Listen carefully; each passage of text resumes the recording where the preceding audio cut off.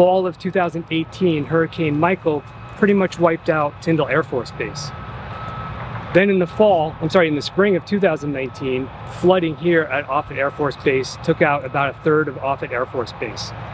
The Air Force realized that the assets were not here at Offutt Air Force Base with the local civil engineer squadron. They typically have the assets to plan and execute one milcon at a time, and those milcons usually spread out about 5 years. So here we were talking close to 27 milcon constructions, which is military construction. It's a high dollar amount that has to be approved by Congress. They realized that it was beyond the capabilities of the local civil engineer squadron and they needed help. That's when they stood up in 2020, 2021, the Natural Disaster Recovery Division. And for a while they were running it all from Tyndall Air Force Base with one program manager up here. Now that we have just about all of the construction starting, with the last 2 projects breaking ground this spring, construction's going to get busy. They hired me to come here to Offutt Air Force Base.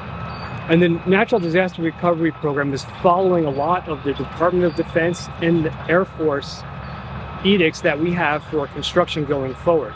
Some of those edicts are that we build smart and efficient facilities. Another one is we build them more resilient, to be more resilient to climate change, storms, flooding, wind load. As we can see down at Tyndall, they are building back to the Miami-Dade, which is on the other side of Florida, hurricane levels, to be more resistant to those. Here at Offutt, we raised the pad where the facilities will be constructed to be 3 feet above the upgraded levees in this area. So it's called the bathtub effect. The water is going to spill out of the bathtub, and then you have to fill up the rest of the house with water before it will flood anything else. So these facilities are protected, as Ron spoke about. So another thing that Ron touched on is they brought in between 900,000 and almost 1 million cubic yards of soil to build up these pads. But then one thing that we did that was very unique that you don't see, and to kind of caveat that, is somebody in my career field sees maybe 1 or 2 milcons in their life. Here we have 23 facilities that we're building as milcon. We carved out the demo, the excavation, and all the earthwork from all of those to create one project. So we could start with a clean slate. Came in, we demoed everything, took out all the old utilities, so there's no more, hey, it's not on the drawings from when the Army did it in the 1940s or something. Not that that ever happens at an installation, but it unfortunately does, because marking, mapping, CAD, GIS didn't exist back then. So they did the best they can. So we have a clean slate. They brought in the fill material, and then what they did was they brought in another couple of feet of soil on top of these pads, and it sat, and that did the compaction of the material.